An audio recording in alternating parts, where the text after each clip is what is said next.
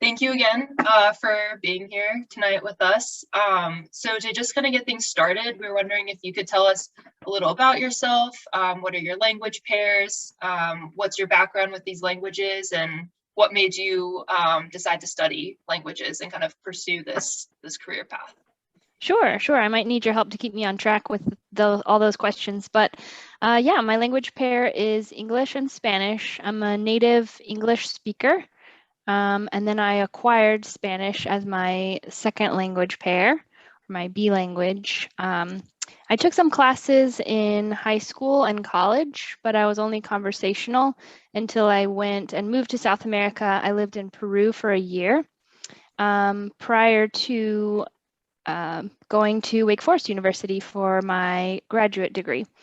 So I was there for a year and I learned Spanish and kind of perfected it and became a lot more fluent living down there. I already had sort of a foundation with my grammar and vocabulary, and I could hold basic conversations, but that really gave me the push I needed to become fluent. And then when I got back from South America, that was when I decided to apply to the ITS program at Wake Forest and went to grad school there. Awesome. Yeah, so what was it about languages that inspired you? Or what hooked you? Why are you pursuing this career path?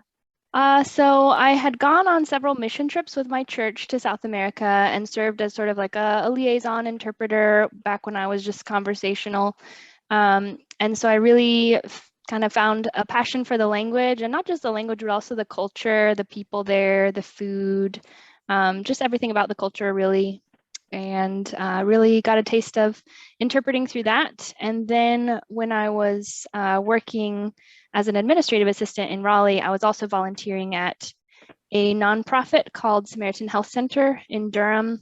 It's a little nonprofit clinic that services the minority population in Durham, so including immigrants, refugee population, and just the underserved or underprivileged population living in Durham. With all different languages, but they did have a large Hispanic population. And so I volunteered there once a week and really enjoyed it. So I was like, I would really love to do this full time. And so that was when I decided to start pursuing, improving my language skills and then going to Wake Forest to pursue it full time.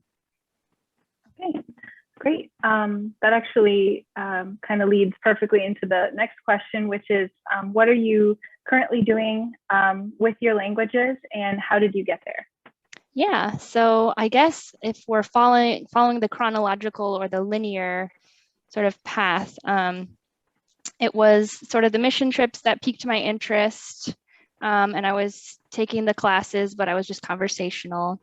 I was volunteering at the clinic, and that was very basic primary care stuff, like for diabetes or like high blood pressure or allergies, nothing super complex. And then that was when I decided I wanted to pursue it full time, but I knew my Spanish needed to be more fluent to be an interpreter at a hospital level. And so that was when I moved to South America, stayed there for a year, really perfecting and improving my language skills. Came back, went to Wake Forest for a year, got my ITS master's degree. And then when I graduated from there, I also did an internship at Wake Baptist during my last semester there, and that was very helpful to get a taste of like what it's going to be like in the large hospital setting. And then I graduated on a Saturday, I think it was like May 13th, and then I started like May 15th, which was the following Monday at UNC Hospital in Chapel Hill. So I started working there as a contractor, and then I worked there as a contractor for a year and a half, and then was hired on full-time as one of their staff interpreters. And then worked there for a total of about 4 years, and then applied and was accepted to a job here in Charlotte at Atrium Health. And so there's been a lot more opportunities. I've only been here a little over a year now, but there's already been a lot more opportunities for upward mobility and just taking on different projects. So some of the projects that I'm currently working on, I'm currently working as a subject matter expert for the job task analysis for CCHI. So we're working on a project currently with that. So that's been a lot of Zoom meetings and a lot of just like modules and trainings. I have taught part of the Bridging the Gap class here at Atrium, specifically like the medical terminology portion, and I'm working towards taking over more of that training. We also recently got a contract, or Atrium Health has a contract with the new Charlotte FC soccer team. And so we've been providing 2 staff interpreters for all of the home team soccer games at the stadium here in Charlotte. And so if any of the players or if any of the Spanish-speaking audience members need an interpreter and go to the nurses station, or they call the EMTs down to the seating section, we go and we provide interpreting services for that. And then let's see what else. Bridging the Gap, FC, CCHI. That's what I've got on my plate for right now. I forgot to mention, I was previously the secretary to the board of the Carolina Association of Translators and Interpreters. And that was a very good experience. It was great, a great networking opportunity, great for continuing education. I'm still a member, not part of the board anymore, but I'm currently planning a social with Monica Rodriguez, who's their current vice president, for just the Katie members here in Charlotte and to just provide a networking opportunity. So we're going to meet up at one of the breweries here in April. It sounds so fun. Yeah, so it's been busy. Yeah, it sounds like you've got a lot on your plate. And thanks again for carving out some time for us. Sure. So I wanted to circle back to, I think you said it was Atrium Health. Yes. I wondered if you could expound a little bit more on the difference in your experience between being a contract interpreter and a staff interpreter. Yeah, that's a really good question. So I haven't had much experience as a freelancer. So a lot of my colleagues, when I am networking, are freelance interpreters. I never had an experience being a freelance interpreter. I've only had experience as a contractor and a full-time staff employee. I think, well, my year and a half as a contractor, it was, I accepted the job going into it knowing that I was just kind of biding my time and waiting my turn for there to be a full-time opening. And so it was always with that in mind, working towards the goal of becoming a full-time staff interpreter. I guess the main differences were just, I didn't have any PTO or like medical insurance. The pay rate was a little bit different. So really just more logistical things. I think because I was going into it kind of with the assurance that once a full-time position opened, it would be offered to me. I very much felt part of the team and part of the health team there and part of the interpreting team there. So I wouldn't say there was much difference as far as what the job entailed. It was more just like logistical stuff. But I can see that how there would be a big difference between being like a freelancer and working for an agency versus being a contractor or staff interpreter. Yeah, that makes sense.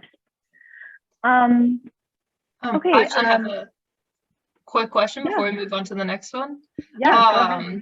You said that at Atrium, there's been a lot more room for upward mobility, and you know mentioned some of your projects that you're working on now. Is that all in addition to your day-to-day interpreting duties as well? Yep, exactly. So my office we have 2 offices. My office is located in the Carolinas Rehabilitation Center. So it's like an inpatient facility where people who have had like a traumatic brain injury or a stroke or, have been in an accident of some kind, like a car accident, come and they kind of rehab and do their therapy there. So we have some inpatients that are there. And so we currently have 3 Spanish-speaking inpatients right now. And so their therapies, they have about 4 to 5 hours of therapy per day. And so they have like a morning block and an afternoon block. And then sort of between that, if they need assistance over at the main hospital, which is right across the road and they're connected, then we kind of go back and forth. So yeah, so it's kind of a mixture of kind of helping out the inpatients on the rehab side and then running over to the main hospital and assisting there. We have a lot of business in the emergency room and then also on the labor and delivery floor. And then there's a lot of outpatient clinics over there as well. So yeah, that's sort of is fit in the kind of very brief lull periods, like early in the morning and like at the end of the day when things kind of lighten up a little bit, is usually where I fit in those projects. And some of them have been like overtime on the weekends or in the evenings. So that hasn't interfered as much with my day-to-day job as an interpreter. Awesome. So these next two are my favorite questions. What do you like most about your job? What's your favorite thing, the best thing? And then followed up by what's your least favorite thing, or what are the greatest challenges? Well, the first question's easy. The things that really initially drew me to the medical interpreting profession were the fact that it's very active. So I worked a couple of years as an administrative assistant at an office, and it was a lot of sitting, a lot of phone calls, a lot of just paperwork. And so I wasn't used to sitting all day long, and I was like, I really would like to find a job that's a lot more active, where I can walk around, I can be standing. And so this job is definitely very active. I think I walk about 10 to 12,000 steps a day on an average day. So I definitely get my steps in. It's very physically active. So that was one thing that really drew me to the job. Also, it's very mentally stimulating. You know, I was in school for like 20 some years. And so I've always enjoyed learning, and I always have a lot of curiosity and want to keep learning and keep, you know, expanding my knowledge base. So I really enjoy that, you know, it can be something completely different and I can be learning something new every day. Sometimes it can get a little repetitive, but every once in a while you'll get something that's new and is a new term I've never come across, or I learned something new about the human body. So it's very mentally stimulating, very interesting. And then the final thing I love about it is just the fact that I get to help a very vulnerable population at a very scary time when they're in the hospital, they're sick, or their loved one is sick. And so I really get to be their voice and really get to kind of be a comforting presence for them as well, and kind of keep them abreast of everything that's going on in a very, like, what can be a very scary, fast-paced environment sometimes. So those are my favorite things about my job and what drew me to the profession.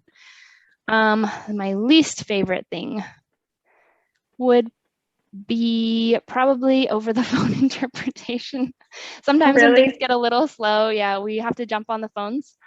And it's interesting, we have a capacity to do over the phone interpreting and also video remote interpreting. I've found that a lot of the video remote interpreting is a lot more medical or clinical stuff, whereas over the phone tends to be a lot of scheduling and administrative stuff, or like financial stuff. So just, it's less medical and it's a little bit more tedious. So yeah, probably over the phone interpreting is my least favorite of all of the duties that sort of fall under. Fair, that's fair. Okay, anything else that you would like to share about your job, or any particular funny moments or memorable moments, or anything else you'd like to share about the job? Yeah, at my last job, when I was working at the hospital at Campbell Hill, I remember I was down in the radiology department one time, and there was a lady that came in for a PET scan. She was an older lady. She was probably in her, I don't know, maybe 80s, late 70s, early 80s. And she had come in for a PET scan. And so I think it was either a student or like a very new employee that was checking her in and, you know, going over like your name, your birth date, and you have any allergies, and when was the last time you ate and drank. And she said, well, I had a little bit of juice this morning. And he was like, oh, you know, what kind of juice did you have? She's like, oh, you know, just a little tiny cup of juice. I drink it every morning. And he's like, okay, well, like, what kind of juice? What was in it? And she's like, well, you know, it was just like a little bit of juice and a little bit of honey and a little bit of tequila. And this was sort of recent. This was kind of in the beginning of the pandemic when we had just started wearing the masks. And I was trying very hard, like, I was like, did I hear her right? Maybe I heard her wrong. And so I repeated back to her. I was like, okay, I'm going to just clarify. You said it was juice and honey and tequila? And she's like, yeah, tequila. And I was like, okay. I was very glad I had my mask on because I was trying so hard not to laugh. So I turned to the guy and I was like, well, this morning I had some juice with some honey and some tequila in it. And I just saw his eyes get real big. And he's like, let me go check with my superior because I don't think he had been prepared in his training of what to do when the patient comes in for a PET scan and they've had tequila, which the way the PET scan works, it's like the sugar, your blood sugar level interferes with the image. So, you know, the honey and the tequila has a lot of sugar in it. So unfortunately, they were not able to do her PET scan today. She was very disappointed. She was like, oh, they're not gonna be able to do it. And he was like, no, you have to be fasting. So unfortunately, she had to come back a different day, but I just remember that. It always made me laugh. Her little juice that she had every morning. Maybe that's why she is in her 80s. Maybe that's the secret. Maybe that's the secret to her longevity. Who knows? That is quite a memorable moment. Thank you for sharing that with us. Sure. So kind of, I guess, moving on to the next set of questions, since this is, you know, the 10th anniversary of the ITS program, and in the spirit of kind of celebrating that, we were wondering if there's any memories from your time in the program that you would like to share, like any formative classes or favorite projects or time with professors or other colleagues in the program, anything you would like to share about that. Yeah, definitely a highlight of the program was when we went up to do the field trip to the UN. I can't remember somebody had a contact. I can't remember if it was Dr. Fermanic or who it was, but somebody had a contact up in the UN. And so we drove up as a class. I think it was in February or March. It was very cold. And we did a tour of the UN and we got to see like the interpreting booths where the interpreters worked. And talk to one of the UN interpreters and just learn about the different qualifications and what a day on the job looked like for them. And so that was a really cool experience. As far as classes, Dr. Rosenberg's classes were always very fun. We got to kind of relax and have a little bit of fun, but also learn at the same time. And a lot of his classes, I think, had a lot more to do with the terminology, like the medical terminology, the business terminology. So that's always very interesting for me, is kind of expanding my vocabulary and learning different specialized terminology for different areas in the field. So I enjoyed his classes. And then, yeah, that field trip. And I think just the camaraderie of the Spanish track, there were 8 people in it. And so it was just a very close, tight-knit group. I'm not sure how many people are in y'all's class this year, but just kind of the accelerated master's program that's kind of all condensed into 1 year is just very like fast paced, and there's a lot to kind of fit in to 1 year. So just kind of working in the trenches and being alongside each other created a lot of camaraderie. So yeah, I look back on my time there very fondly. Yeah, that's pretty much the sentiment we've heard from a lot of the other alums that we've reached out to or heard from. And yeah, and we would definitely feel that as well with our cohort this year. Great. So to wrap things up, because we do want to be respectful of your time, do you have any advice for current or future students of interpreting and translation?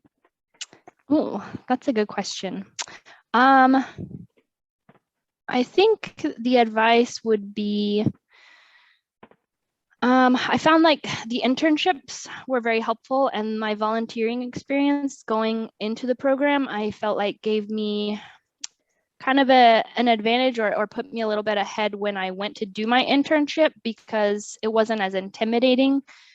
So I definitely think that volunteering at the nonprofit clinic was a huge help, because it gave me a little bit of a taste of kind of what the day-to-day like in interpreting is. And also I was providing a valuable service as well, but in a very sort of low pressure environment.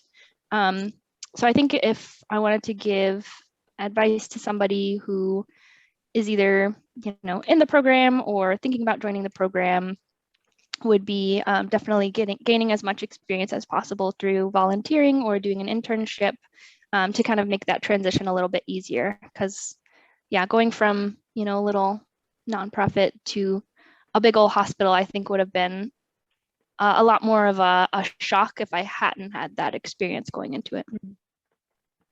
Yeah, that's really solid advice. Thank you. Yeah.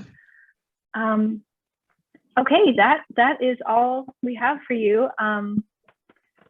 we have like a few more minutes slated for this interview. If there is anything else you'd like to share, please feel free. But we've gone through all the questions that we had. So yeah, I would love to hear about y'all's experience in the program. Y'all are currently in the program right now. mm-hmm. So you're slated to graduate in May?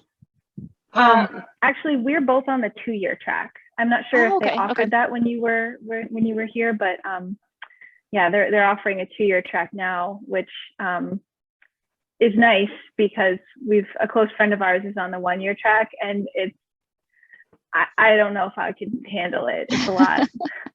Yeah, it was a lot. Yeah, but I didn't know they had a 2-year track. That's awesome. Yeah, so Mackenzie and I will actually both be graduating next May.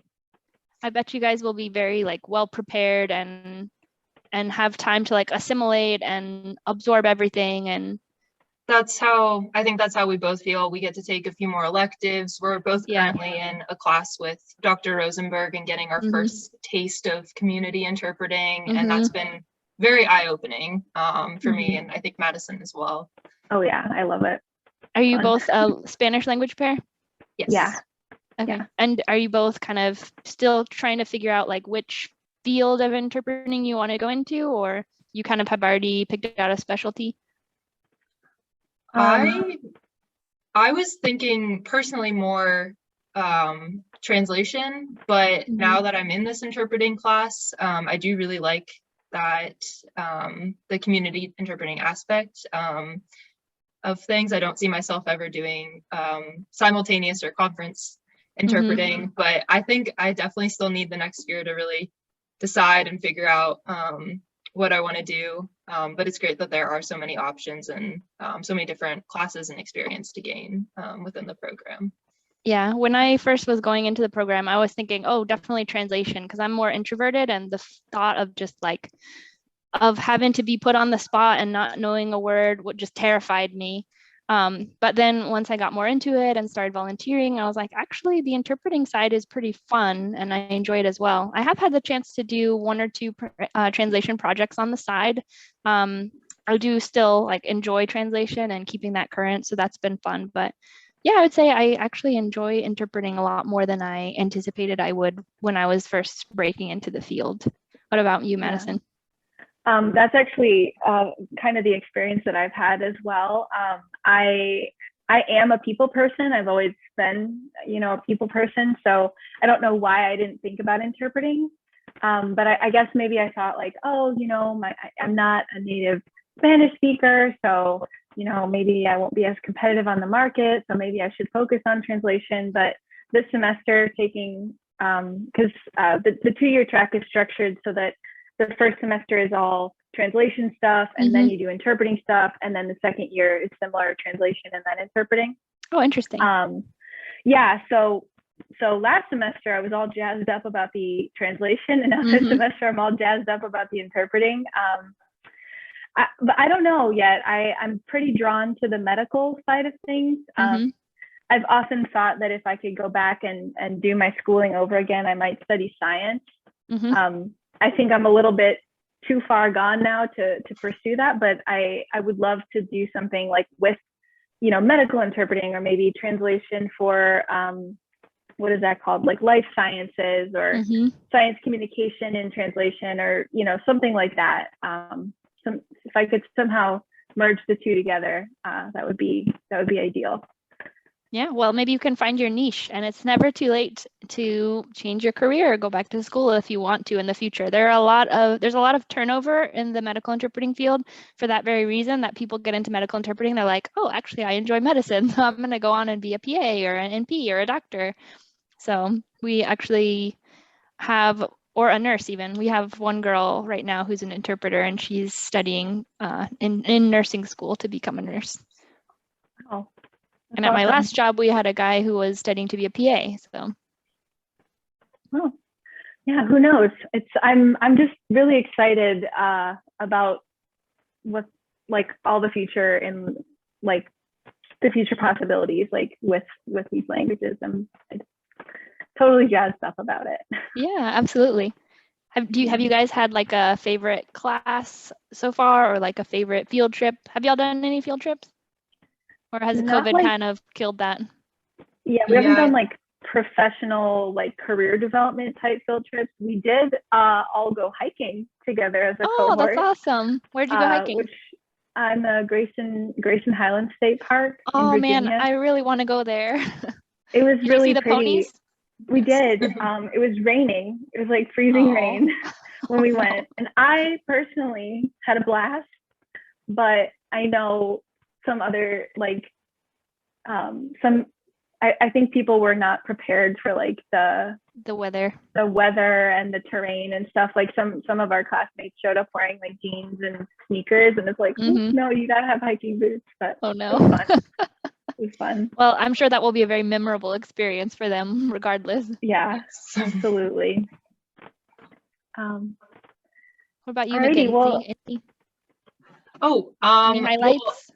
After that hike, we got to all go to a dinner and a concert together. So after the arduous hike, we got to, you know, relax and enjoy each other's company and, you know, talk with our professors, you know, more in a casual, less formal academic setting. So it's really nice to be able to get to know them as people as well, and not just in a professor-student relationship. So it's, I don't know, it's really nice. And I definitely feel what you felt with all the camaraderie with our cohort. And we are so, there's even less people in our cohort than I think in yours. So it's even more tight-knit if that's even possible, but it's been really nice. Yeah, we've only got 12 total. Okay, with wow. Spanish and Chinese. So. Oh wow, yeah. So it is a lot smaller. Small. Well, you guys will keep those friendships because I still keep in touch with all of the people in my class. So.